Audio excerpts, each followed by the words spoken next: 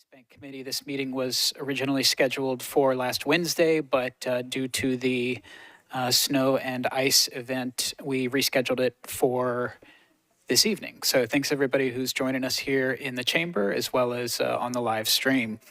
We're going to jump right into it. The purpose of this meeting is to get an update from the administration on negotiations with the East Bank master developer Fallon Company. I'm just going to ask that our presenters introduce themselves, and they've got a nice slide deck, and just jump right in and let us know what's going on. Thanks, Chair. I'm Bob Mendez from the Mayor's Office, the city's Chief Development Officer. I've got Joni Williams from Planning with me here today.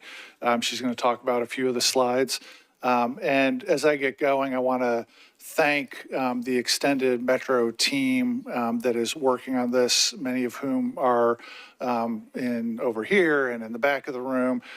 This has become a substantial effort from a lot of people in Metro, and I really appreciate everybody's work on it. So we will dive in and see whether these slides work. All right. The lawyer in me is making a giant disclaimer at the front end. We are doing something that, at least in my time in Metro government, I haven't seen done before. And that is, we're giving a snapshot in time in the middle of a negotiation. So when I gave the mayor a similar presentation 10 days ago, many of these slides were different because the negotiation has moved forward over the last 10 days. Some of these slides he's heard about verbally, but hasn't seen the details in writing yet. The express goal today is to give you all a snapshot in time of the dynamics in the negotiation, knowing this stuff's going to change between now and the final legislation, but we're trying to give some transparency about the direction and get whatever feedback we get from you all this evening to influence the ongoing negotiation. Even later this week, the extended negotiating teams have got all day Wednesday and Thursday blocked off. So this is timely. The negotiating team had wanted the presentation last week, frankly, to be between some all-day negotiations that happened 2 weeks ago and some all-day negotiations that happened in a couple days. We wanted to get the mayor's feedback and this committee's feedback during that time. So I know this slide lays it on pretty thick, but I really, really mean it. Like there's some stuff in here, don't get wed to it because it's going to change. It's meant to give a snapshot in time. This next slide is really a table of contents for what we're going to talk about. I'll give you a moment to look through it, but we're going to go through where we're at as far as an agreed upon master plan, where we're at on some land use and rezoning issues. I'm going to talk a little bit about where we're at with TPAC on the East Bank, and then some details about where we are on infrastructure, affordable housing, and small minority and women-owned business enterprise targets, and some next steps. First, as background, because I know it's been since last year since we talked about it last, this is a slide from the Imagine East Bank plan that shows the large scale of the East Bank running all the way down from when the interstate crosses the river on one side to where the interstate crosses the river at the other end of downtown. And that extended area between the river and the interstate is over 500 acres. It's essentially the distance between downtown and midtown, if you want to think about it that way. It's a large area. And zooming in a little bit closer, this is the Metro-owned campus on the East Bank, which is what we refer to as the central waterfront. This is approximately 113 acres of Metro-owned land. And you all will realize, even though it's not depicted here, it has not only the footprint of the future stadium, but most of the area between the new stadium and the riverfront is where the current stadium is. So that's locked up pretty strongly right now with new stadium and where the old stadium is. The next slide, as a reminder, is what we refer to as the initial development area, or the IDA. This is what the council about a year ago, 13 months ago, approved to go out in an RFP to look for a master developer. And the IDA is the areas depicted in red and green. And the way, and you can see in light gray, the footprint of the current stadium down in the grayed out area below the new football stadium. And the way the legislation passed by the council 13 months ago and the RFP process worked is Metro got approval from the council to put out to bid an RFP for up to the entire IDA. So we reserve the right to pull back certain parcels. And you all remember from the earlier committee meetings, the RFP process wrapped up on right before like literally the business day before the O'Connell administration started. That's when the protest period ended for the award to the Fallon Corporation out of Boston. And so no negotiations happened before the new administration took over, and we've been negotiating with Fallon since then. This is new information, and this is a slide that is different than what the mayor saw 10 days ago, just to reinforce the idea that this is a snapshot in time. This is what we're calling the current master plan. If there were no more changes between now and the end of the negotiations, this would be attached as an exhibit to the master development agreement. And it is got more detail than Imagine East Bank, but is not necessarily designed to be precise. And I'm going to have further slides that blow up certain portions of it. So to get into some more details. But basically, I would say that the development we're anticipating will start south of the stadium. So that's on the screen to the right, and start near the football stadium initially, and then work its way to the river over time. And then what's shown as parcels A and B, which are on the left of the stadium, would almost certainly be last.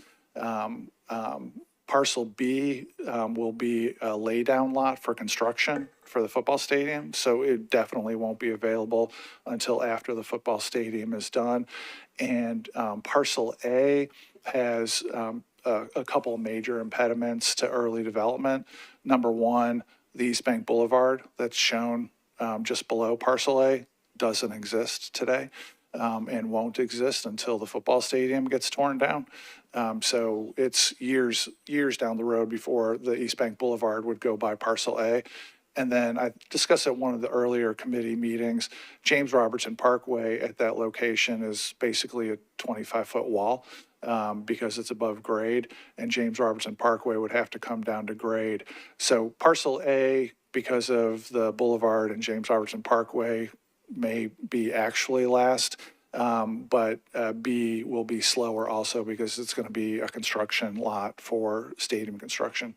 Again, I'm gonna have some slides in a little bit that lay out that have blow-ups of different parts of this area, so we can talk about them a little bit more. But before get into zooming in on different areas, Joni is going to talk about what we're planning on doing with the downtown code on the East Bank. Thank you. You can see on the screen a map that shows you 2 or 3 different things. First, the orange boundary that circles the interstate up to Jefferson Street are the boundaries of the downtown community plan. The color fields on the west side of the river are our current downtown code. So the zoning district that was adopted in 2010 covers most of downtown, but not all of it. When that zoning district was adopted in 2010, it was customized to be a specific zoning district for this specific area. So no other parts of the county are zoned downtown code, only downtown has that zoning.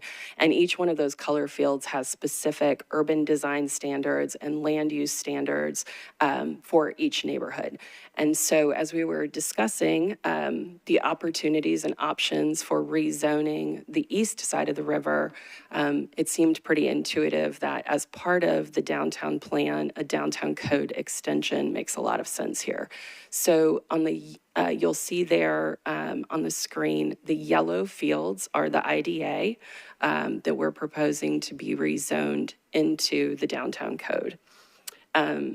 So the downtown code has a robust list of permitted uses within each zoning area.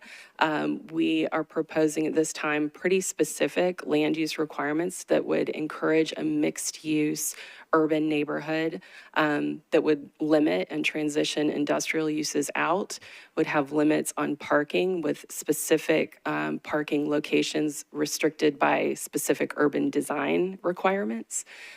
Short-term rentals would be prohibited, and we'll also have restrictions on the number and proximity of bars within this area. So we have the opportunity to really customize the zoning here in a way that would provide criteria that is specific to this neighborhood that would not interrupt or interfere with these land uses in the rest of the county. Before I switch to the next slide, I just want to mention that the planning department has been lockstep with the mayor's office in really internalizing that the goal here is neighborhood, not the middle of Broadway. So we're still working on and negotiating what the restrictions would be. But for example, on the restrictions of number and proximity of bars, one way or the other, it is our intent to have the agreement be no rows of bars that go on for 4 blocks. And it's a great thing. Everybody enjoys it. But I think the consensus in the Imagine East Bank plan and everything we've heard since then is that's great for there. But it's a different objective on the other side of the river. And so we're working hard and negotiating hard to make it so we can encourage neighborhood as much as possible. I'm going to become annoying when I say this a lot, but this next slide, again, snapshot in time. I believe that we will accomplish everything that's listed on this slide as the next one, as the negotiation goes forward. Will we have to compromise on something? I don't know.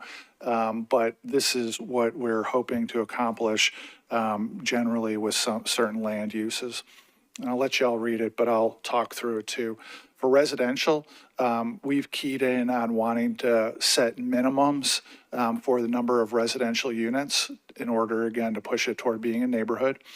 And if you think about areas downtown or around downtown, I think a lot of people would agree that the Gulch feels like a lot of people live there.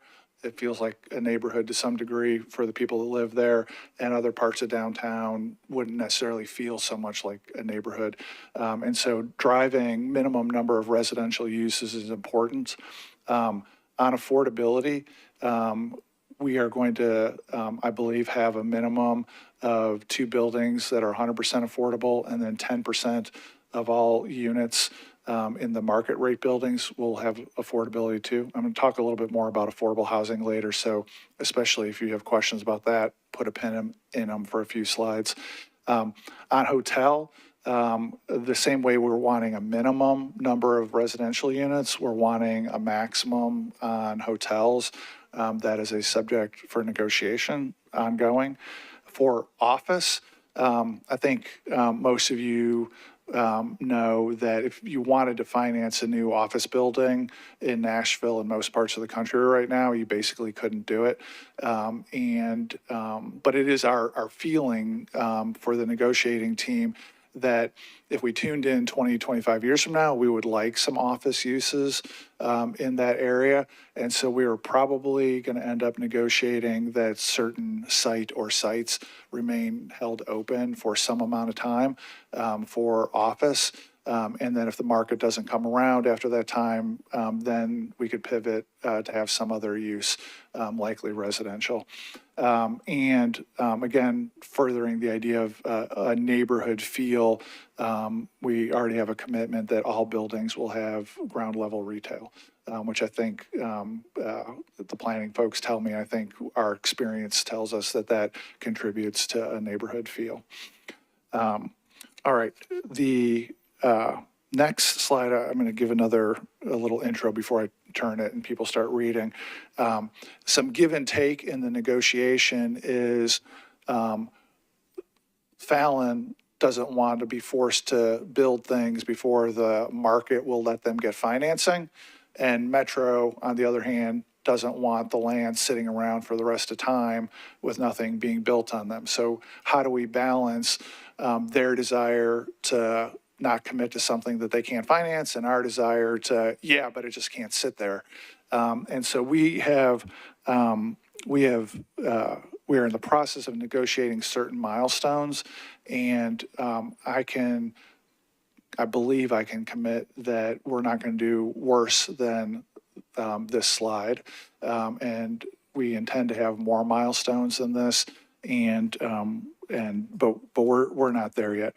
A lot of the milestones that we've insisted on are on starting residential units, again, to force the area into as much of a neighborhood feel as possible. Think about this as Fallon wants to get going as quickly as possible. They don't want to be sitting around lollygagging on the project. And the milestones, the way they're worded here, are think of them as a backstop to keep them moving forward. Now I'm going to zoom in on that master plan to some certain areas, and I'm going to go chronologically about the order that they're most likely to be built. So this is the area closest to the football stadium to the south, and there's 4 things that I would like to tell you about this one. One, understand that in order to hold major NFL events, they require a 300-foot security perimeter. And so inside 300 feet, you couldn't build housing within 300 feet because it wouldn't be a secure perimeter for major NFL events. If you have a hotel or a parking garage inside 300 feet, the team or the NFL can buy out the hotel, buy out the parking garage, and satisfy their security needs. So most of Parcel C is within the 300 foot security perimeter that the NFL requires and that we've committed to in the stadium financing documents from last year. So Parcel C will be parking and hotel uses. And then over at G, across Shelby, G will be one of the first 2 buildings built will be an affordable housing building on Parcel G. And so the first 2 buildings that will be built are a hotel on C and affordable housing on G. The affordable housing on G I'm confident in saying, will exceed what Imagine East Bank asked for the first phase of development. We think we'll be able to deliver that. A couple other notes here. The greenish area where the letter C is will almost certainly be a parking garage. At the stadium financing documents approved last year required the city to provide 2,000 parking spaces dedicated for stadium usage.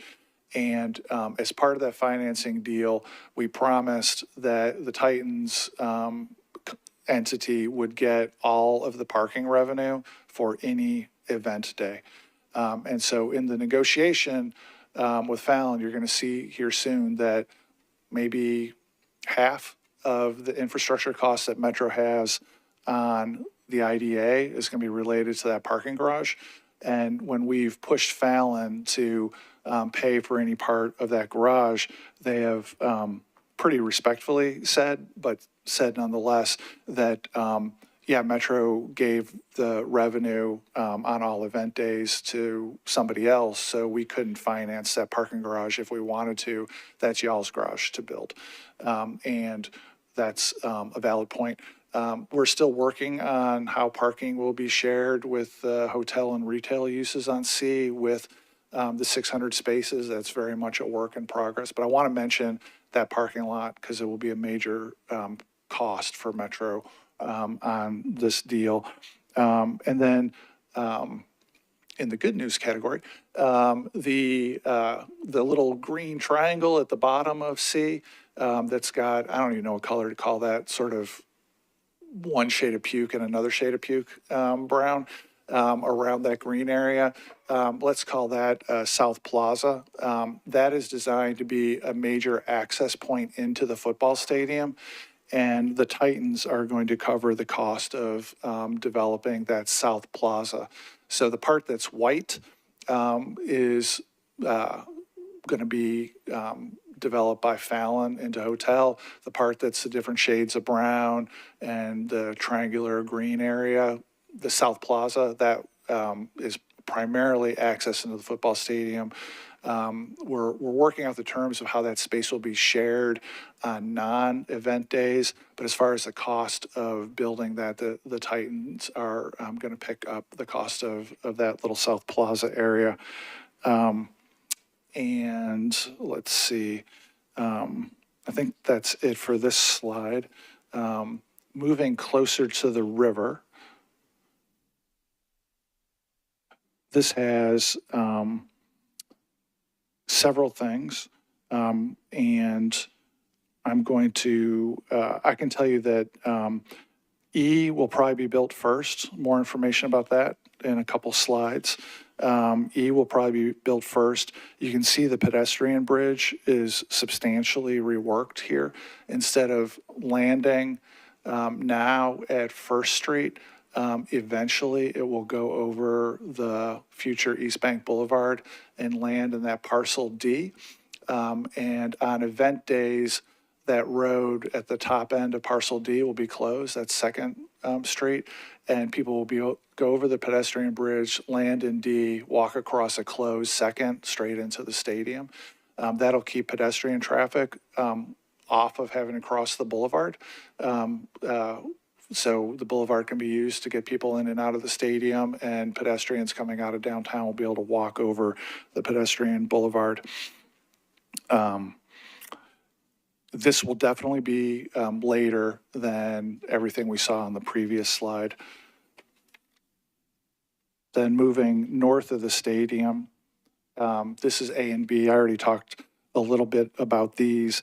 You can see that we expect the development here to be 10 or so years down the road. And again, B is going to be used as a construction yard for the football stadium, and A has got the problems of the boulevard doesn't exist yet and James Robertson Parkway is in the way.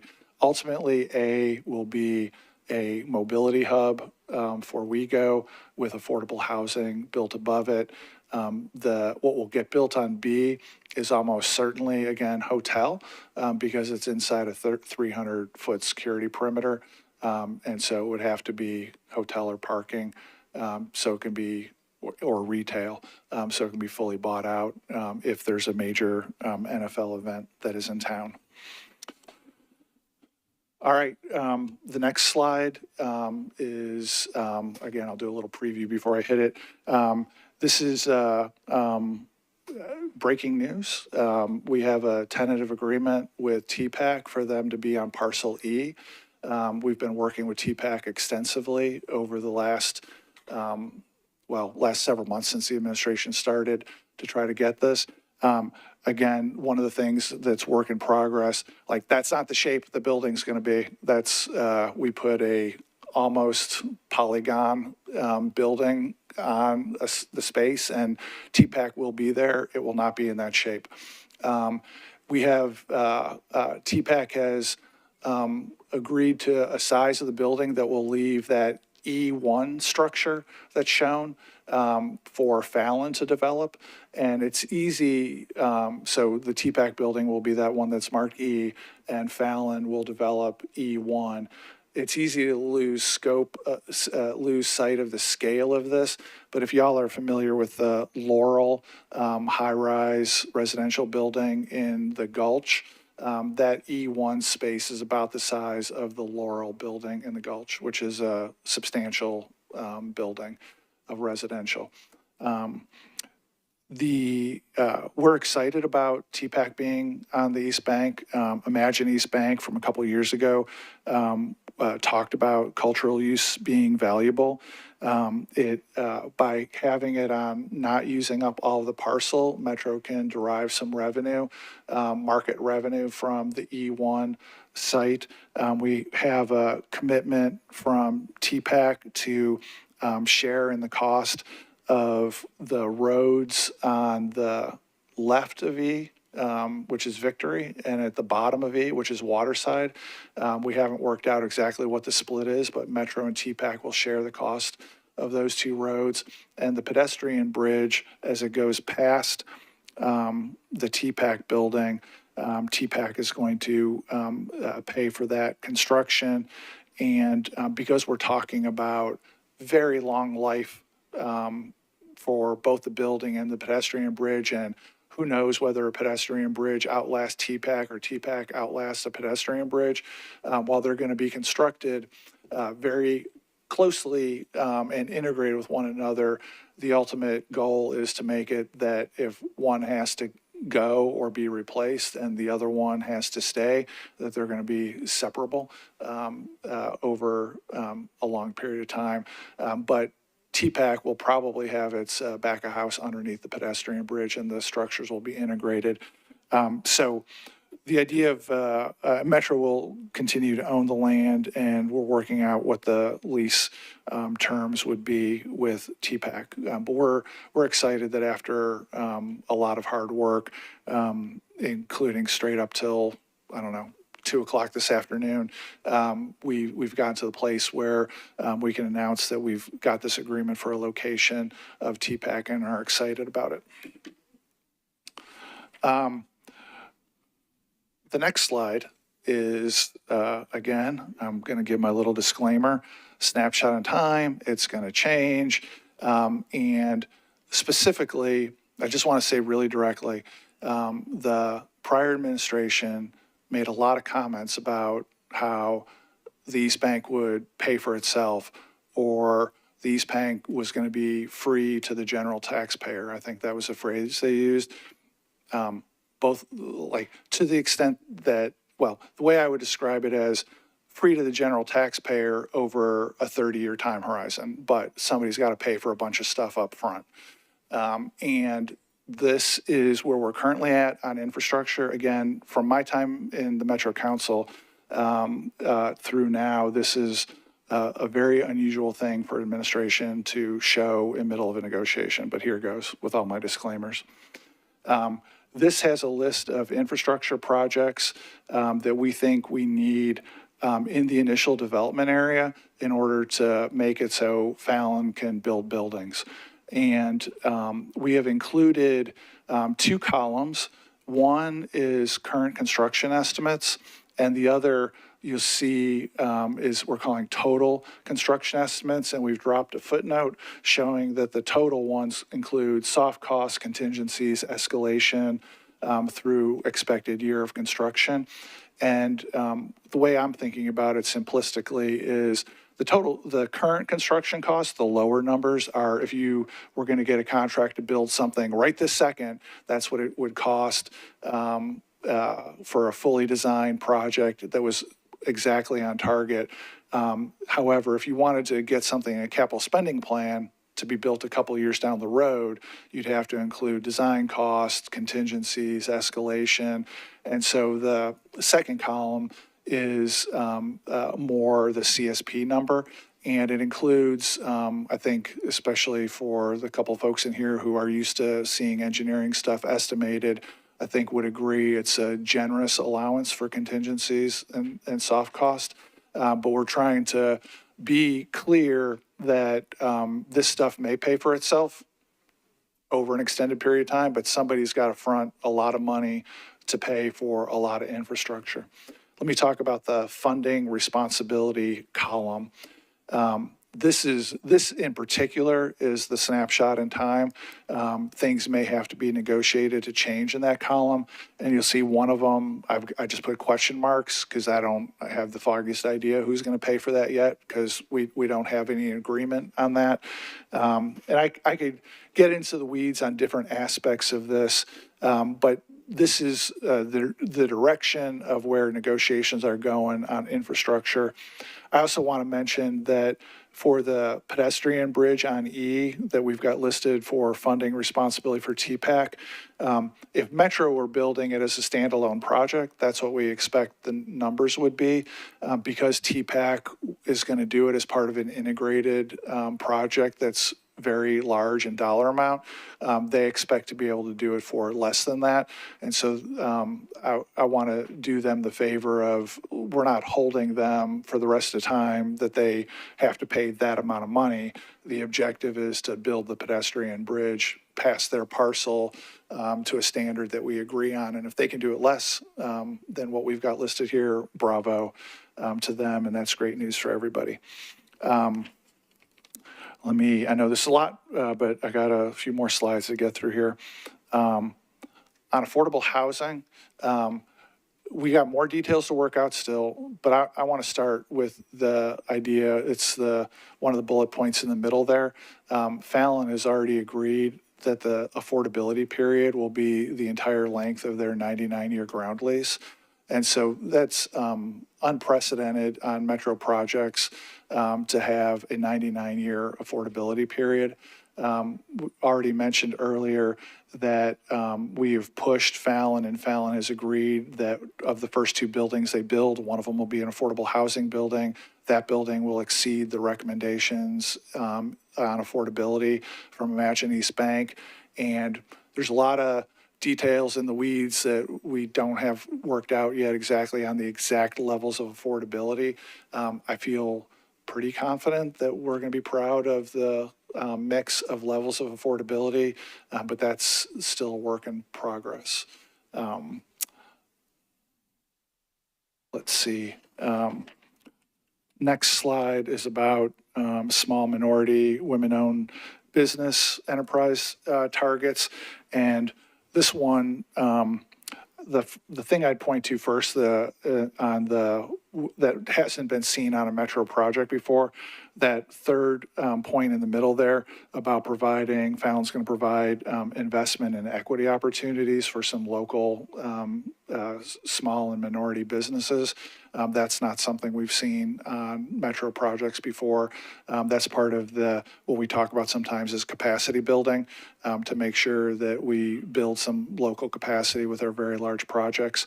On the other items here, the perspective we've taken in the administration is that over time, as the city does big projects, we should be getting better, not worse, at how we handle these very important issues.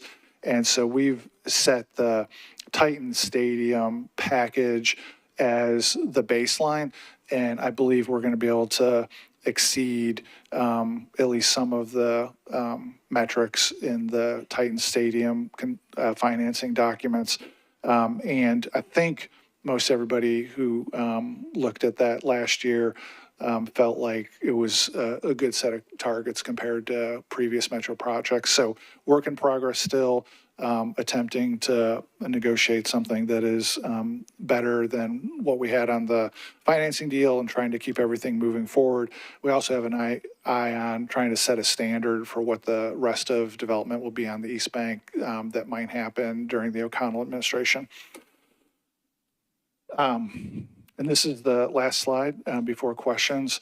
That top line item, I think I've beaten the horse enough about expect things to change, but expect things to change on some of this, hopefully for the better. And then we are anticipating at this point there will be one package of legislation that will come for first reading, hopefully in the beginning of March, that we hope to get passed before the budget process happens in May. And that will have the lion's share of the legislation, including the main master development agreement in the form of the lease agreement and the form of a campus use agreement that will say how the Titans, Fallon, and Metro will share the spaces that need to be shared. We will seek to have legislation that presents an MOU with TPAC. And then there's some places like where the Titans have agreed to pick up the cost of that South Plaza. That's a new commitment for them, and we'll need to document that new commitment from them.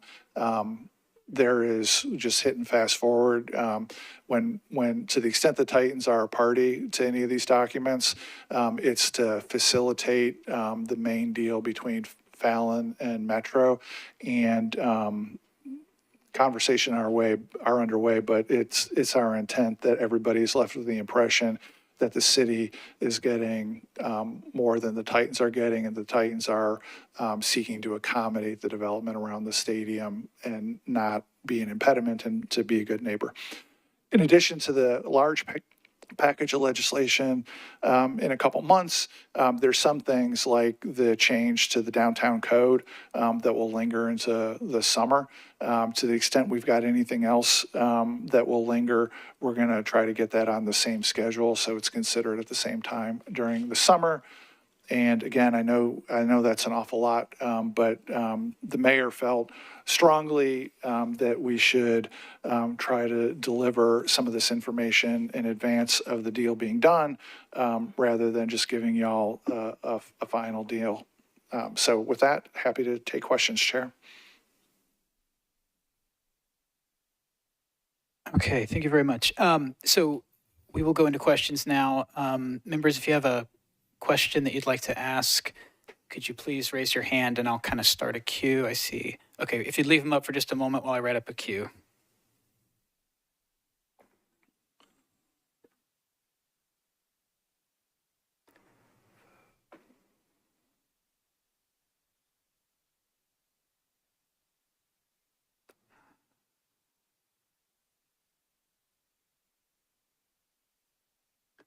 Let's go.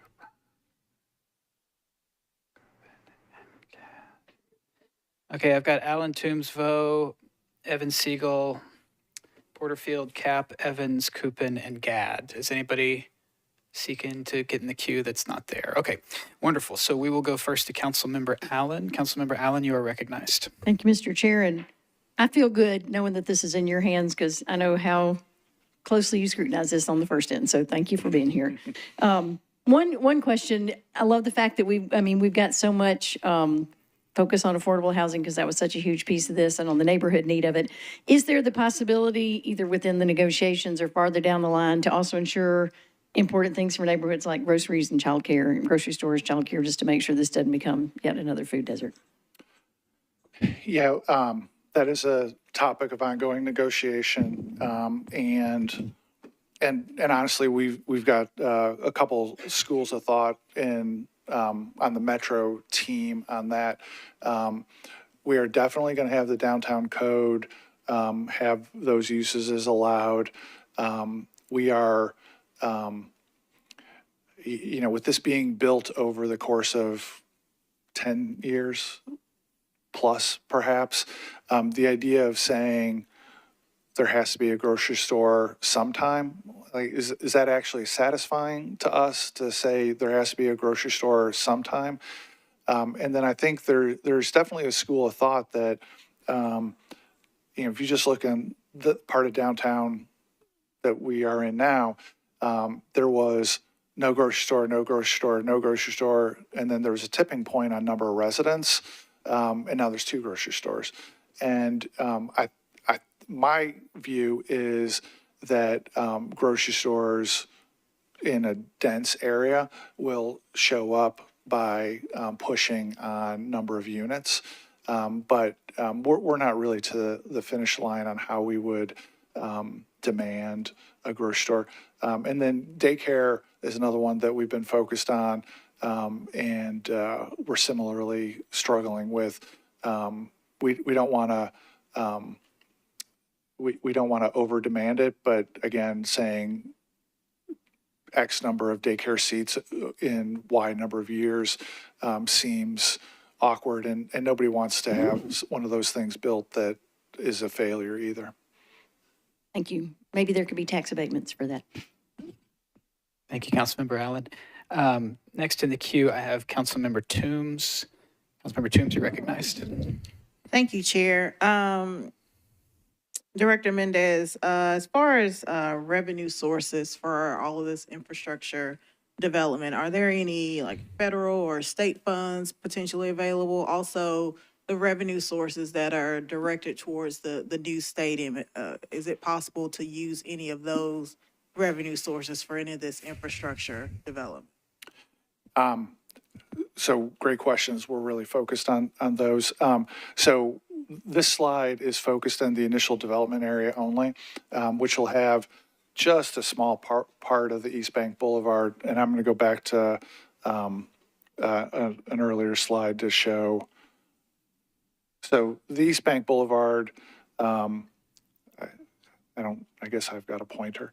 Yeah, the East Bank Boulevard is this road. And the only part that is in the initial development area is this, and it can't be built past here because you got a football stadium in the way. And so it could be that the East Bank Boulevard is the greatest opportunity for federal dollars, and that's going to be down the road, and no pun intended. And it could be that there's not going to be a reasonable way to get federal funding for this little stretch from KVB through the IDA. So it could be, and this is why it had question marks on the chart, because nobody really wants to pay for that, because it's just a little stub of a road. Like the world, it kind of wants to wait until the football stadium is gone. But that ultimately, the major road going through where the current football stadium is, that's the biggest opportunity for federal dollars. The biggest opportunity for state dollars, I think, they haven't said yes to this, so we don't know.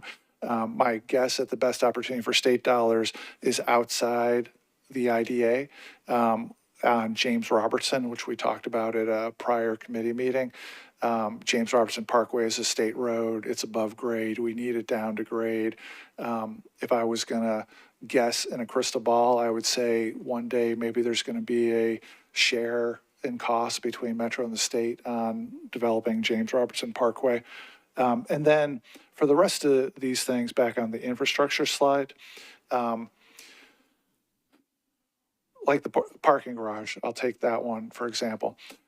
There's no question that the parking garage is stadium related because it'll hold parking spaces dedicated to stadium events.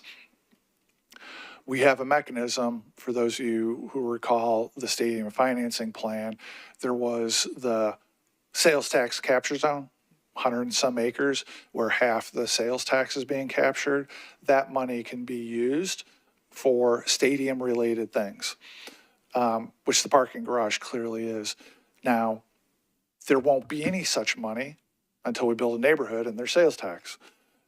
So we are at the front end of exploring whether, for like the parking garage, Metro fronts the money with, say, GO bonds, and then sets up a mechanism where when there's sales tax capture years down the road, that we recoup the cost. And so, again, the idea that whether this stuff pays for itself, like maybe over a long period of time, but somebody's got to like put some money up to build the parking garage at the front end. Other things like the pedestrian bridge, like whatever share Metro has on the pedestrian bridge, ultimately may fit in the same category as stadium related. Other parts of this might not. And so we're definitely exploring whether we've got a ability to get repaid for our portion of infrastructure years down the road once that sales tax capture zone is funded with something. Is it too early to kind of start some projections of what's the potential sales tax revenue that would be captured in this area, as well as property tax, future property?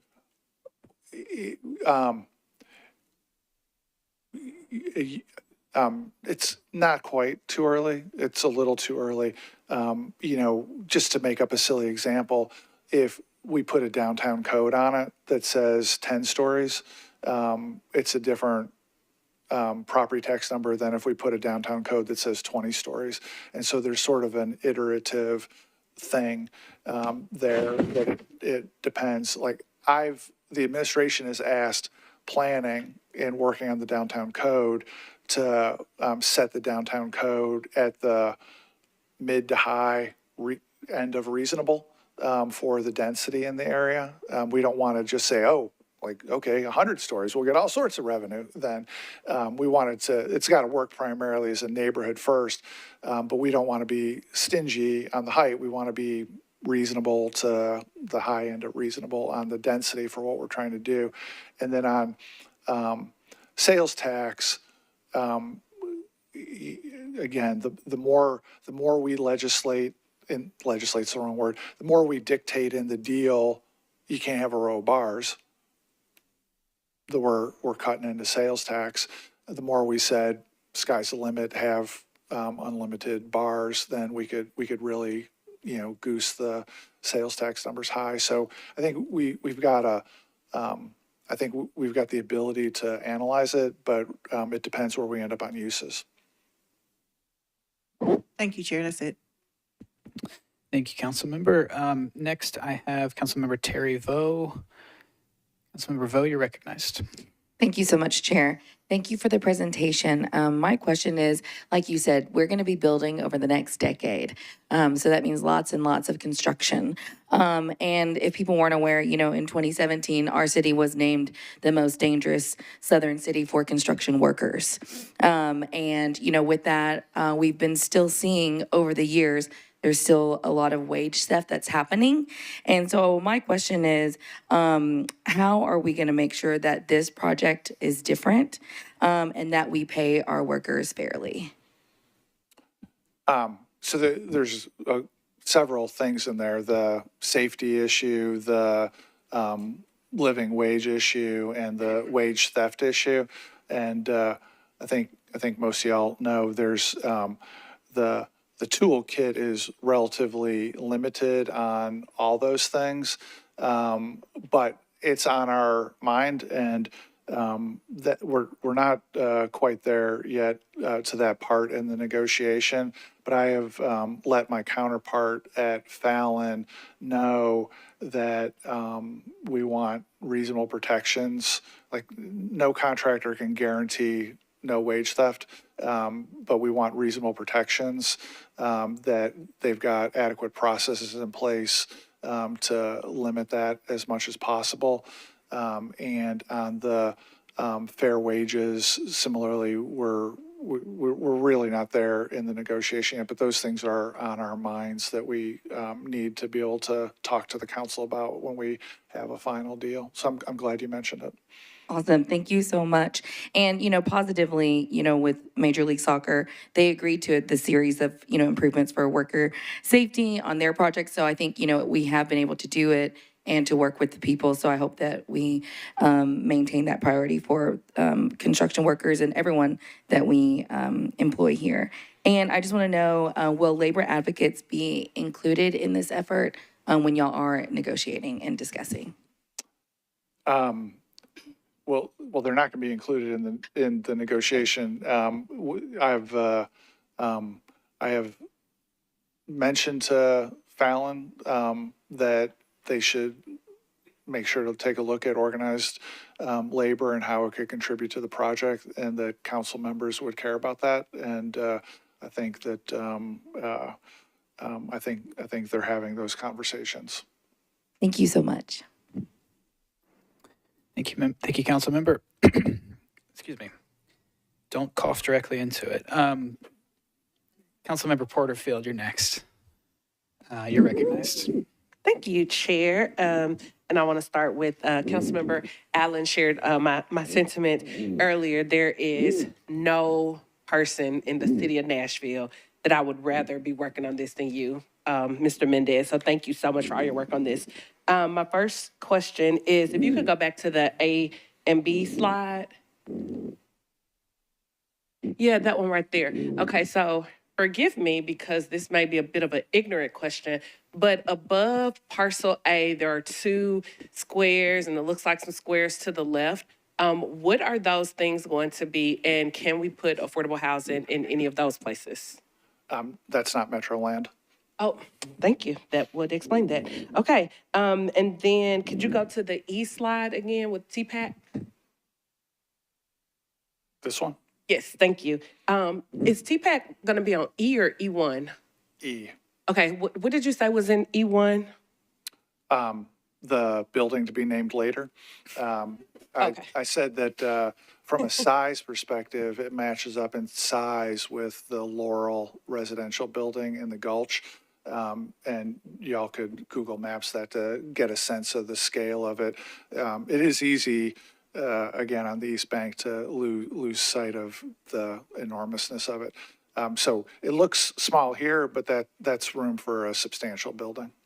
Okay, but at this point in time, like, we don't know, like, if that's going to be residential or retail or, No. okay, thank Well, you. We know there will be retail on the ground floor of every building, but for the rest of the usage, we don't know. We are exploring, because of its proximity to TPAC, and basically being between TPAC and the football stadium, we're exploring whether we can put a heightened set of restrictions, a review process for Metro on that. But we're just exploring the options at that right now. We don't know what it's going to be. And again, the farther you get close to the river, the less certainty. I can't tell you what any of the other buildings would be other than what the ranges of things that they might be. Perfect, thank you. For building E, do we know how high TPAC is going to be? Nope.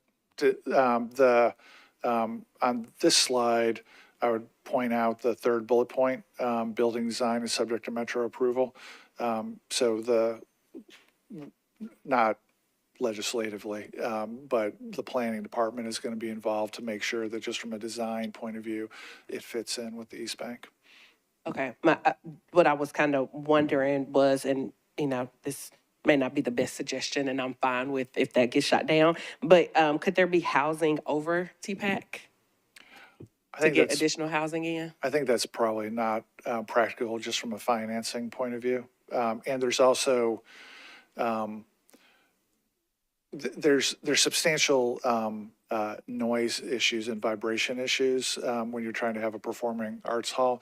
Like they've agreed to a smaller footprint than they want to because they're going to have, I think they're aiming to have three, hopefully I'm not speaking out of school for them, but they're aiming to have having 3 performance spaces, and even stacking performance spaces, they're worried about noise issues. And I think customarily most performing arts halls are physically separated from other uses. Okay, thanks. That's why I was wondering about the noise. 99-year affordability is amazing. I was super excited to hear about that, so thank you all for your work on that. My last, I don't know if this will be a question or a comment, but there are 2 of the, for the affordable housing units, 2 buildings will be 100% affordable housing. Have you all looked at or considered, did I read that somewhere correctly? Yeah, you did. Okay. Yeah, I think it was on that slide. Yeah, 2 buildings are 100% affordable. Have you all considered breaking that affordability up and putting those in some of the other buildings? My concern with having the buildings that are 100% affordable is sometimes, and I'm sure we would never do this here in Metro, but sometimes you see where people that are living in like the more affordable units don't always have like the same like amenities as some of the other buildings that will be market rate buildings. So what you tend to see is that if you have some affordable units mixed in with market rate units, less likely to have discrimination. The tenants will also have more amenities in part, and there's other research that goes along with that as well. But that was just my question. What was the rationale behind having those affordable units kind of segregated? Yeah, and so we've spent a lot of time thinking about this. For the buildings, we're going to have a heavy focus in the final documents on the appearance from the outside so they fit in. But there's some give and take that gets deep in the weeds about affordable housing financing. And it comes down to LIHTC credits. You can't get LIHTC credits for a building that's half affordable or 20% affordable. LIHTC credits go for affordable buildings. And so the financing for this large number of affordable units has to rely on LIHTC credits in order to make it happen, which drives toward all affordable buildings. And so there's a give and take about whether you want to make the policy choice of fully integrated with a certain percentage of affordability in every building and waive off, not do any LIHTC credits, which increases the cost dramatically, or to get the LIHTC credits, and then this is a scenario you have. And Fallon, I'll be straight up, they want affordable units in each of the buildings, so there is a mix of incomes in each building. But in order to deliver the number of affordable units that we want, LIHTC has to come into play, which means having all affordable buildings.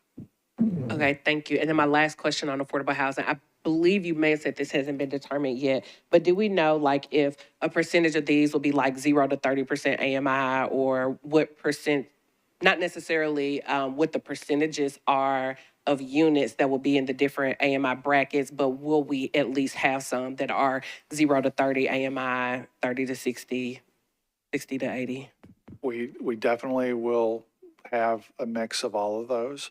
And it's if I was doing this on Friday, I might be able to tell you where we ended up this week. But I'm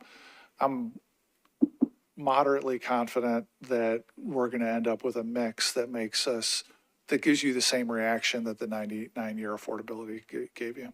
That's my cautious optimism on that. But I'm not confident enough about where it ends up to talk about that today. Okay, thank you. Thank you, Chair. Thank you, Councilmember. Councilmember Evan Siegel, you are next and you're recognized. I know that my colleague talked about daycares and groceries were talked about a lot in the response. Grocery stores tend to be market driven and will show up with the right number of people. Daycares are true market failures. There are people in Davidson County driving 45 minutes currently, even to go out of county. I know people from the east side who are driving to Mount Juliet every day just to find a daycare spot. And so I would just encourage you, as you're looking at options for ways that we can subsidize daycares in this area. It is centrally located to everybody in this county and would be a really great place for families all over to access, not just the residents who will be moving into the East Bank at Decade. Thank you. I saw that there was a limit, you have to start housing by a certain percent of a certain time unless certain conditions happen. Is there any sort of early satisfaction bonus for housing so that if they're able to get it done on a much faster scale, then it's created soon enough that we would then want to incentivize that, or is that? There's a concept like that we're working on. Okay. And I think another one of my colleagues talked a little bit about this, but I do know Fallon's really great about working with LIUNA and some of those groups in Boston where they're from. And I assume, but just want to make sure that we're talking about workforce development programs with some of our great local unions like LIUNA and others that I know we're limited on what we can do, but I think that is something that is an option. I think it's safe to say there's conversations ongoing, and don't know where they're going to go, but conversations are being had.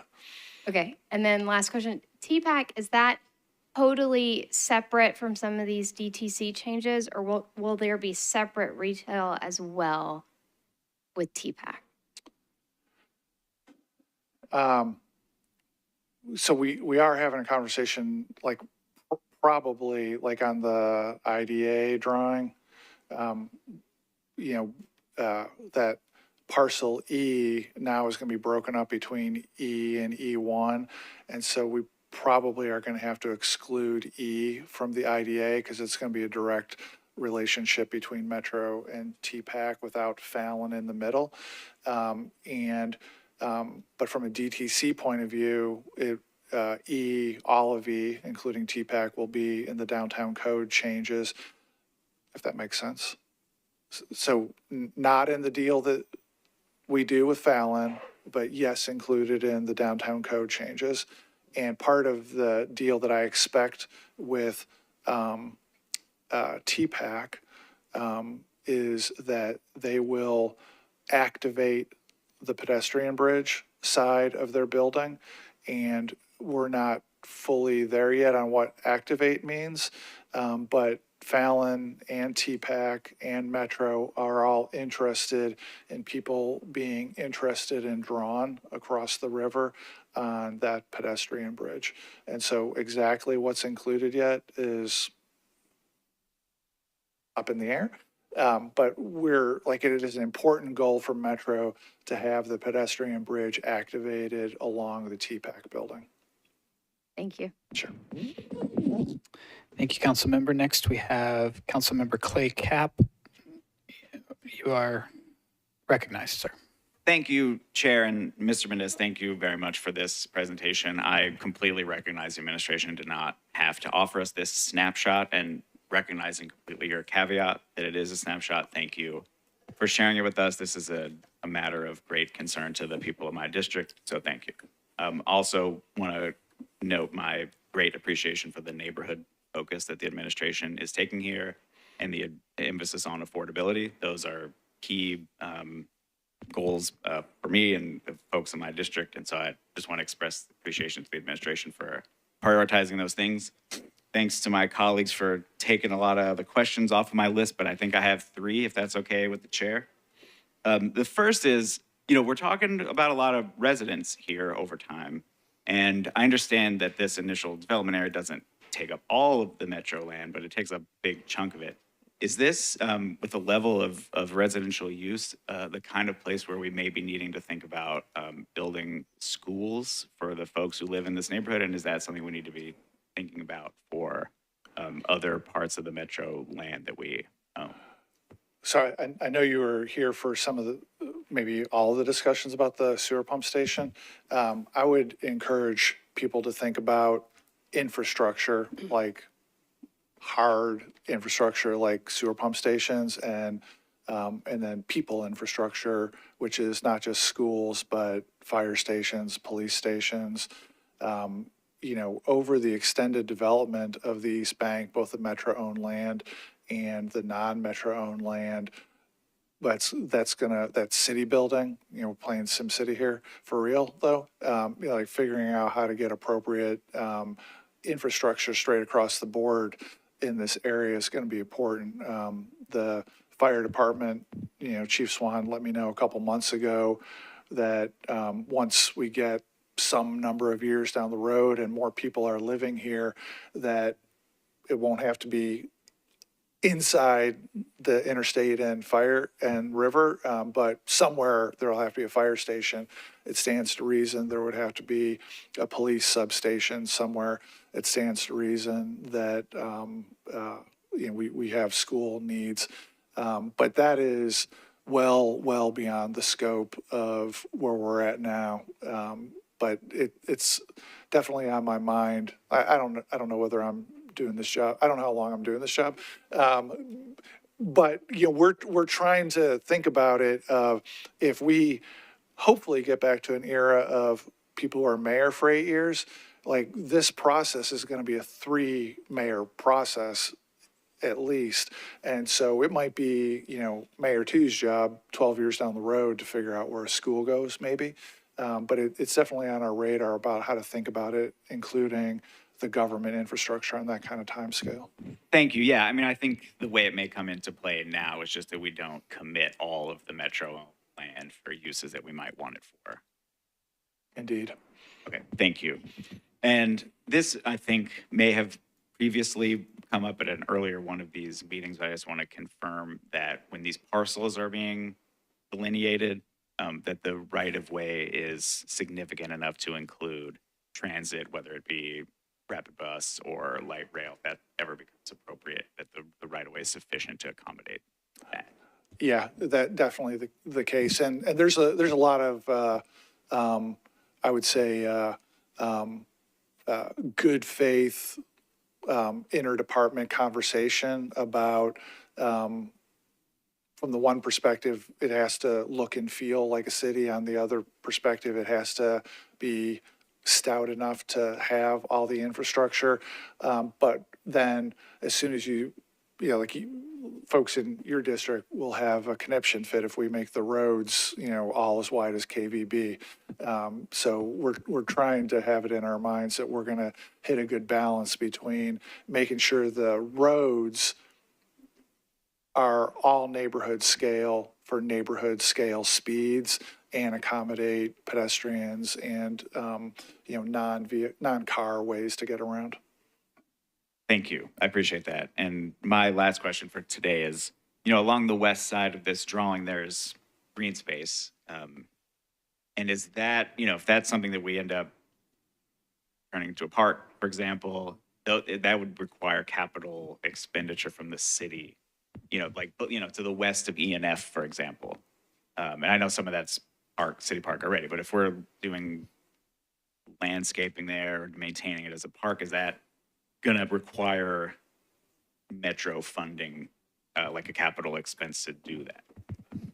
You should count on that for sure. And I'm just going to take a little side trip into a couple of difficulties just with ENF, just so it just underscores your point. One, there's a CSX railroad spur line that goes roughly where the red dotted line is. And to accomplish this, one day we'll have to, in order to make Waterside Drive, the road at the bottom, be as wide as our plans would like, requires the removal of a CSX spur. That's not impossible, but CSX isn't, you have to engage them the right way at the right time in order to get it done. And then things like that, there's a bike ramp shown there coming off of the pedestrian bridge. That currently would land in the middle of where the CSX tracks are. So that's not a tomorrow thing either. But it goes to say that the cost for the green space will be non-negligible. There'll be real money. Part of what we're trying to do by doing this in pieces is to, like you saw how the infrastructure slide, like we think we're going to be able to get these things on this slide split by multiple parties. And, we'd want to remain opportunistic for future green space about how that comes to be. And it could be that especially the main green feature that goes from the football stadium down to the river, according to the financing documents, is space that's available to the Titans for event days and therefore stadium related and therefore get access to the sales tax money. So there's at least some help for a fair amount of that green space. Great. Thank you. That's all I have for today. Thank you, Director Mendez, and thank you, Chair. Thank you, Councilmember. Up next, we have Councilmember Aaron Evans. You are recognized. Thank you, Chair, for recognizing me, even though I'm not on the committee. Yes, I echo all the sentiments of everybody else who are very appreciative of your work, and I really miss your blog, and I'll just go back and read old publications of it, so that way when I miss it, I'll have something to look at. On the the section where it talks about the office use and with the 10 years, Yeah. is that, so how specific do we get related to the after the 10-year period about shifting to another use if the market doesn't support office? Well, here's how I'm thinking about that. When we talk about other uses, we're basically down to retail, hotel, residential. We intend to achieve a cap on number of hotel buildings. And so if we've got an overall cap through the IDA on number of hotel buildings, that provides protection on, it just doesn't automatically become another hotel. As far as what exactly the use would be, I don't know yet what the agreements are going to say about how we figure that out. In a lot of ways, it's we've got so much energy into what's the deal over the next 5 years. We haven't put a lot of energy into that. So I don't know the answer to that question yet. So I guess is it possible then, kind of to what Councilmember Cap was asking about related to like schools or other civic uses, that it could shift from an office environment to something like that? Or is it really just restricted to residential, hotel, mixed use? I'll have to, I'm glad for the suggestion. I hadn't thought about that. I mean, my first thought is that it changes the economics for Fallon, obviously, if that's the case. And we'd have to think about whether this IDA is the right place for that or not. So I appreciate the suggestion. Okay, thank you. I appreciate your time. Thanks. Thank you, Councilmember Evans. Next, I have Councilmember Coopin. Councilmember Coopin, you are recognized. Thank you, Chair. And first of all, echoing my colleague's sentiments, huge thank you to the administration for kind of sharing this snapshot. I recognize that we don't have to do it at this point, but really appreciate that transparency. And I know Bob and the mayor and everyone's done a massive lift on working with Fallon. And as my colleagues have echoed, I couldn't think of anyone I'd want to carry this deal more than you guys. So really appreciate the effort and energy you put into it. Couple of questions. First of all, can you talk a little bit about the riverfront access and what that's going to look like along the East Bank as it pertains to this development? No, I can't. No, like, so first of all, on this master plan drawing here, like, as I think Councilmember Cap just mentioned, the actual riverfront is not part of the IDA. And so everything that's shown on this is a pretty picture. It's a potential use. Take a little side trip into only semi-related topic. It's one of the transition items we got from the Cooper administration was that there's a growing need when you look at Wharf Park, East Bank, downtown, further up the river to Oracle, a new bridge, pedestrian bridge over the river there at some point.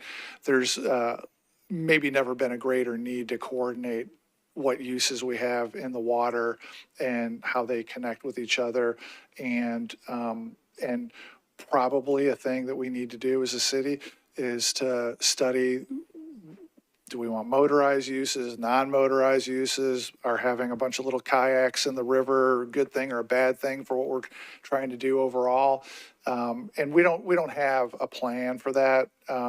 We definitely didn't get one coming in. The Cooper administration pointed out to us that they were feeling a growing need for that to be studied. I know you hear about that as the council member for down here. And so when we have thought about the waterfront in this negotiation, the thought has been, okay, let's focus on the IDA. And I got it on my plate to somehow cause there to be a waterfront study taking place at some point in the next some amount of time. And that should drive what we do with the waterfront on the East Bank as well as the other places sort of close to downtown. Thank you. And then another question is, we've talked a lot about the pedestrian bridge being used on game day and TPAC potentially activating that space, however that activation might look. What, if anything, can be done from a traffic management standpoint in the sense that on game days currently it's pretty packed shoulder to shoulder as people enter and exit the space? If we're increasing that traffic, can we do anything to help that flow of people through that space? So I break that, we're thinking about that in sort of two different timelines. Let's say next 5 or so years and then later. In the next 5 or so years, every single football season, there will be a different set of temporary construction parameters and maybe different sets of parking lots that are open. And in the stadium financing documents passed last year, it anticipated this problem and requires Metro to state 6 months before the football stadium opens what lots are going to be available and what lots aren't going to be available. So there's going to be a heightened need for Metro and the football team and Fallon to work together on a season by season basis about where are people parking, how do you get in and out. On an extended time frame, in the long term, we'd like to have our East Bank Boulevard and mobility hub bring a lot of people to the area without driving a car into the area and parking in the area.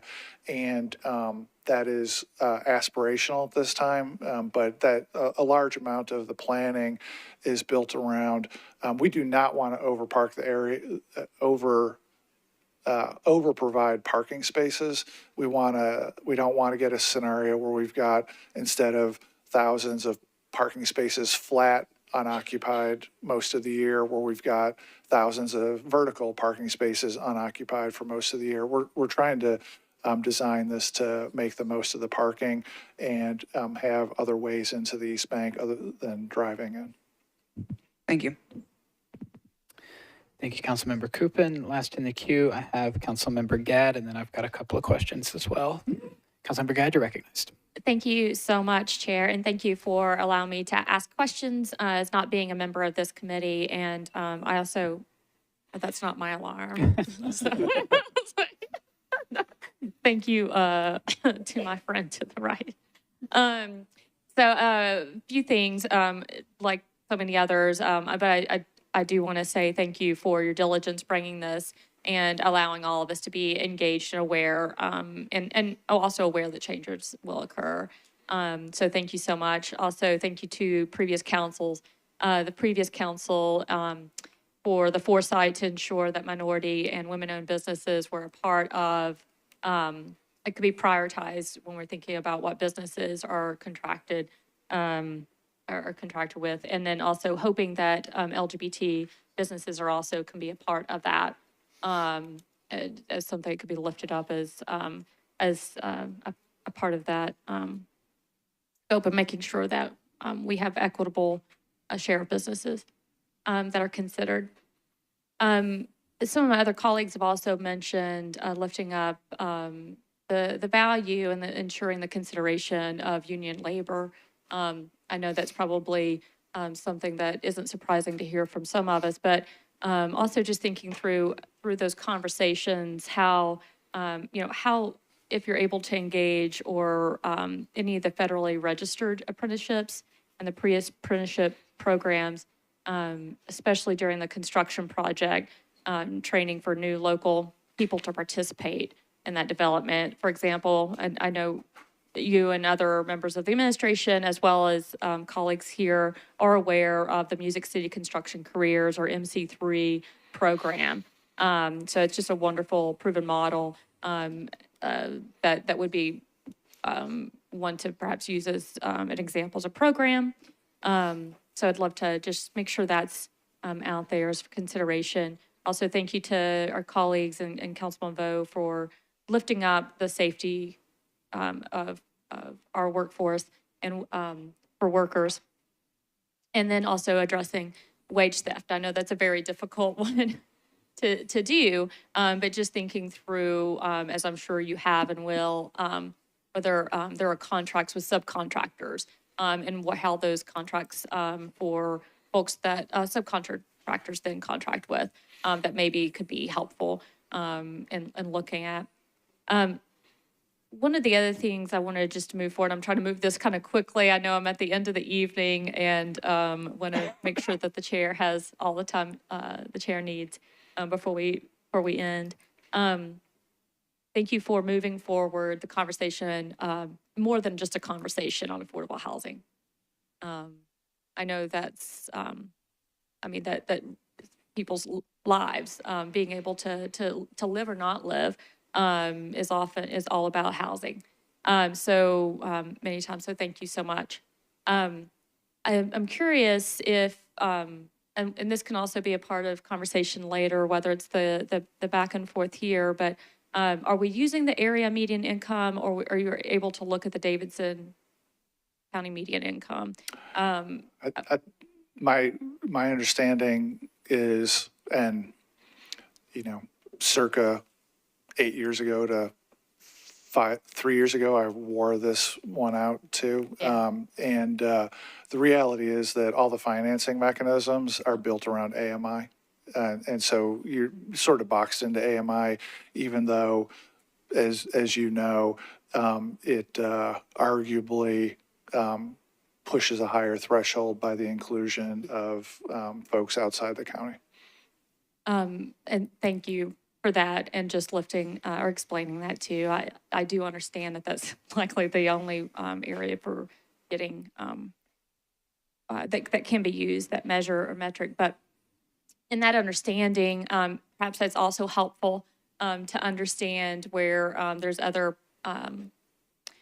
pushing to happen in order to get parts of the housing, of how we're going to address the housing.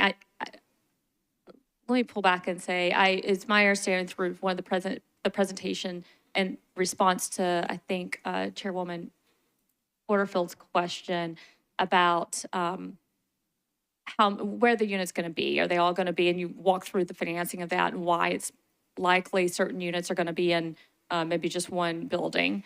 And of course, I think here we know that the deconcentration of poverty is an incredibly important element into ensuring that housing, just the fact that government gets involved means it stigmatizes people wrongly so. And so to ensure that there's that humanity provided into the type of living and dwelling, as well as not just the appearance, but I think other folks had mentioned making sure the amenities are also provided there that are equitable.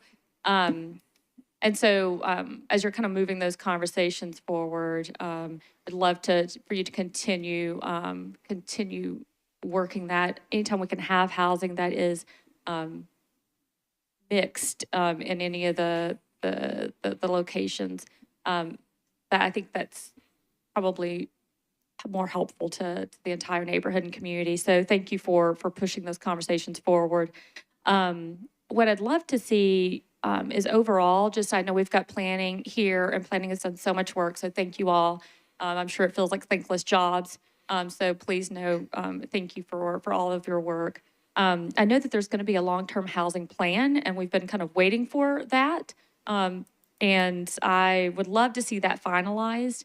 And that may not be directly under housing, but I think it is a little bit included there. But love to see that finalized and also submitted to us, so we can see how this major public land investment is going to be a part of that or not, of what we're looking at, what our affordable housing stock is, what the needs are, and perhaps it's an assessment of with the growth of the city and the projected growth.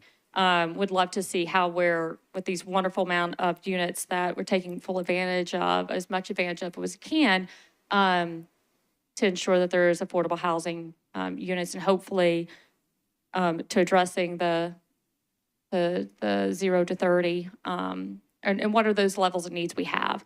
And so I don't know what this, in our long-term housing plan, if East Bank is a big part of that or not. And I would just love to know what that looks like, and would love to know that before we start getting to the finals of voting some of this. I know we're just waiting.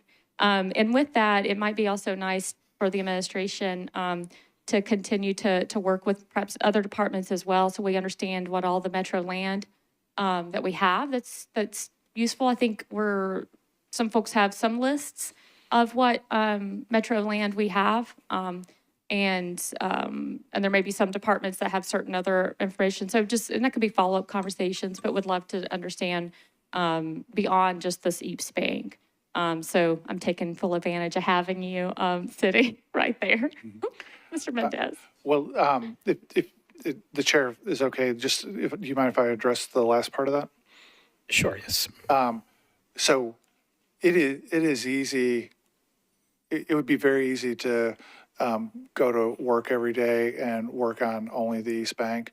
It is a major commitment, a major direction from Mayor O'Connell that I not let my team slide into doing that where it's all East Bank all the time.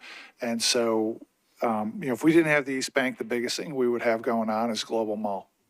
So in my spare time, I'm working on keeping Global Mall moving forward. And then in addition to that, the legislation that y'all got 1 or 2 meetings ago for the couple water department properties that are going to, I think one's in Councilmember Vo's district and the other one was in Councilmember Huffman, maybe, district. The mayor's office has got the eye on the prize on making sure those move toward affordable housing on a timeline that reflects that that's as important as the East Bank. And similarly, like when the River Chase development was up against the deadline where they needed permits or they were not going to be able to get their tax credits, that was in December. The mayor's office leaned into trying to make sure the departments focused on the idea that we needed to get that done. And, it's the headlines are going to come from the East Bank, and there's lots of stuff that's big city building. But the mayor's got a clear direction to us to make sure that we deliver other projects with affordable housing around the city. And they're no less important just because they're on a smaller parcel. I appreciate that dearly, and I appreciate planning taking note too of some of the other thoughts. And so thank you. I think the last thing I'll just reiterate, just for the notes to know as you're going to discussions, that you're correct. Council members are interested in these details, as well as the type of groceries that are to ensure food security, and the type of grocery stores or food accessibility that's there, childcare, coordination with MMPS, other departments. So just thank you, and I think that's the conclusion of all my notes I made. So I do appreciate it. Mr. Mendez, it's good to be sitting here, but also I'm glad you're still here and in that role. So thank you so much. Thank you, Chairman. Thanks. Thank you, Councilmember. A lot of the things that I wanted to bring up were brought up by my colleagues, so I'm going to be brief and just focus on the slide we've got up right now has the pedestrian bridge extending to the kind of stadium plaza entrance area. I just want to make sure that that's a really critical piece of infrastructure for folks that cross the river anyway. That's not a car right now. I know people who will go quite a ways out of their way to use that bridge. So firstly, just kind of, I know it's not possible to not have disruptions to accessibility there, but minimizing that, planning for it, maybe looking at, can KVB accommodate multimodal better while the PED bridge is down? And then also just that point where it terminates, making sure that there's a clear, safe flow, not just to the stadium plaza, but to the north, to get folks across the interstate and into East Nashville safely. Again, that's a really, really big pedestrian and bike artery on our side of town. So I think I see maybe an element of that in the map, but I just wanted to highlight and I'm sure that you guys aren't going to do this, but based on our history of putting greenways alongside facilities, making sure that the greenway doesn't intersect with this 300-foot shutdown security buffer on game days. Again, I'm sure that the development team is not going to do that, but just based on the history, making sure that greenway is not closed during those events. Do you have any comment? I mean, there were no questions there. Those were. The only comment would be, we got you on all that stuff. The Greenway piece, it's not terribly obvious here, but where somebody could walk or bike out of East Nashville and then get off of Shelby, where I'm demonstrating with the cursor right here, and being able to go from there down to the river. That is absolutely outside the 300-foot zone, and that's mandatory for us that that's the case. And then the accessibility to the pedestrian bridge as a bike and pedestrian artery. I think you could do a poll of the various people inside and outside of Metro involved in this, and they would tell you that I'm a broken record about that. And I don't mean that to say I'm twisting people's arms to it. There's a pretty high degree of acknowledgement among the several parties that what you're describing, council member, is a must-have, and we're also absolutely it's a very high priority to leave that open. I've put it to folks that me and the mayor are going to be found dead in a ditch outside of Walk Bike Nashville if that doesn't stay open. My goodness. Well, I mean, I'm just telling you how I've been putting it to folks. well, I appreciate that y'all have been attentive to that, and hopefully we can minimize those disruptions there. I hope so. So just briefly, I understand that the model that Fallon is looking at for financing and getting all this stuff built contemplates, these narrower buckets of uses, but and I'm just echoing what folks have said, like that we're contemplating the possibility of institutional uses like, the ground floor activation on every building doesn't have to be what we envision with small retail storefronts. I mean, institutional uses like schools and whatnot, I think can integrate well into these neighborhoods. But I think we need to contemplate it on the front end. I know that, as you said, those things, the institutions probably come down the line when the population is there, but just making sure we're contemplating it on the front end, I think would be great. And then I have an actual question. When we look at the DTC and controlling height, controlling uses and whatnot, have y'all had any conversation about controlling gambling and casino uses in this section of the DTC? Yes, and I guess cutting to the chase on it, that category doesn't exist in Metro Code right now, so it would have to be created as a category, and then there would have to be studying about where in the city it would be allowed or not allowed, and so we are going to contractually prohibit that in our deals with Fallon rather than dealing with it in the downtown code. And that would cover the IDA, but not the stadium site. Right, and well, the stadium site is, I don't know if I'm going to get this right. One of the lawyers in the room probably make faces at me if I don't get it right, but I think I don't, that ship might have sailed with the financing documents last year. The deal with the approach that the administration has been having with the stadium financing deal is that we're not in the business of retrading stuff that was approved by a majority of the council and adopted during a prior administration. So to the fullest extent possible, when it comes to the stadium financing deal, the mayor's direction, my direction to anybody in Metro is we're executing on the agreement. And honestly, we haven't spent time thinking about whether there could be or should be a restriction on the stadium itself. We've been focused on the IDA for that. Okay, thank you. That's all the questions I had. We've had a lot of questions. If anybody who has not spoken yet is just burning with desire to ask a question, we can entertain a brief one, but it's past 8 o'clock now. We have a little bit more business to do as a committee before we wrap up, but I think I would echo everybody's sentiment in thanking y'all so much for your hard work on this and for joining us here for the update, which is very, very informative. So thank you so much.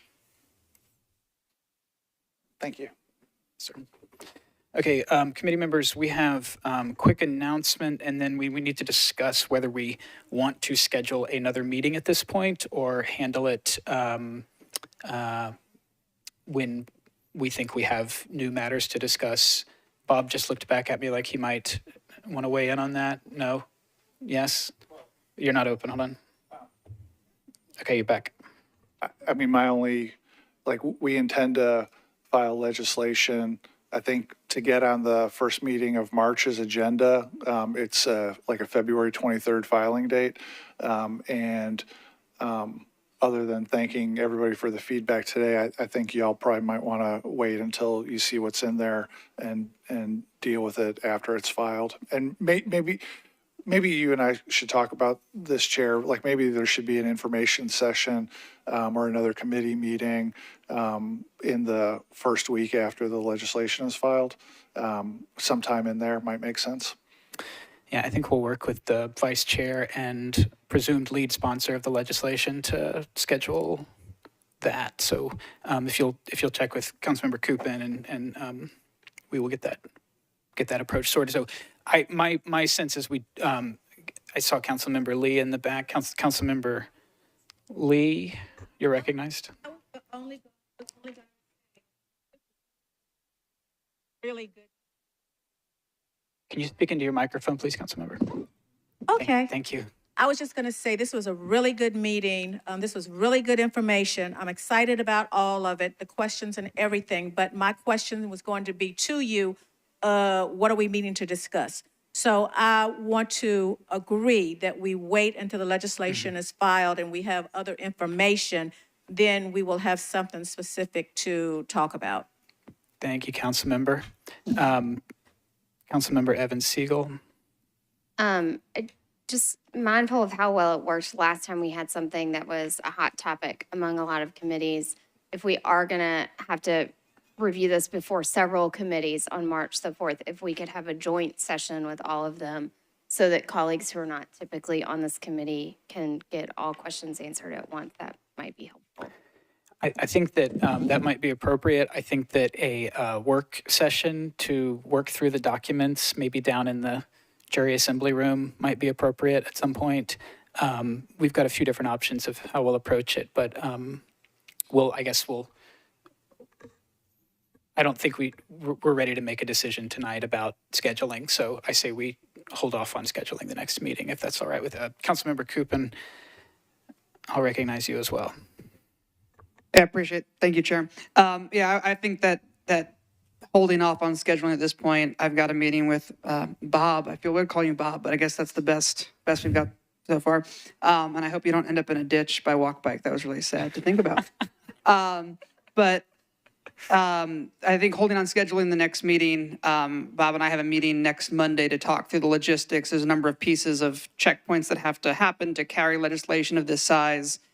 As Councilman Evan Siegel mentioned, there's a number of committees that are going to hear this. So he and I are meeting next week. And so maybe at that point, we can start to put together a schedule of what this looks like as we head into a potential March filing, especially given that March 5th is a election day. So that council meeting might be moving. There's a lot of moving parts. So maybe pulling together a calendar for the next 2 or 3 months and kind of looking at it holistically would be the best way to approach it. I agree. That sounds like a plan. So we're going to hold off on scheduling anything. We'll be working with staff to figure out what's appropriate and get those things set up. I did want to make an announcement. Clay, do you want to let folks know about the 31st? Share the details about that. Let me turn you on. You are recognized. Yes, thank you. Chair Parker and I are doing a joint Districts 5 and 6 town hall at Warner Elementary on the 31st. I'll tell you if it's 6 or 6:30, but everybody's welcome. It's at 6:30 at Warner School. And so we're conceiving of it as sort of a town hall for our district's Q&A for the folks of the east side, but everybody's welcome if any of y'all want to be there, or anybody who lives in another district is certainly very welcome to be there. Yeah, thank you. And thanks for setting that up. Again, kind of focused on the impacts to Lower East Nashville, but everybody is welcome. Council members, it's publicly noticed, so you're welcome to attend, as well as members of the public from all over the county. It'll be at, again, Warner Arts Elementary, 6:30 p.m. on January 31st. And then I'm going to go to Vice Chair Coupin for the last word, unless there's another burning desire for someone to be recognized. Councilmember Coupin. Sorry, we'll try to be quick. Just if I can request, I think that time overlaps the Metro Pet Caucus Working Group. And I'd love to be there as lead sponsor of this legislation. So if there's opportunity to stagger those times at all, would appreciate that. Of course, I know there's lots of meetings and schedules and that, but wanted to just make that comment because I would love to attend if possible. Thank you. Yeah, I mean, it's scheduled and noticed. We've already got the school committed, so I don't think we can move that, but please join us whenever you can, yeah. All right, I think we're ready to adjourn, or do y'all want to stay a little bit longer?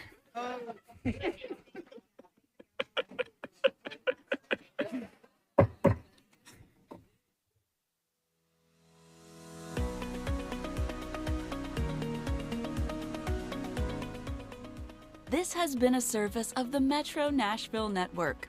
If you would like to see this presentation again, or for more information on this and other programs, visit nashville.gov.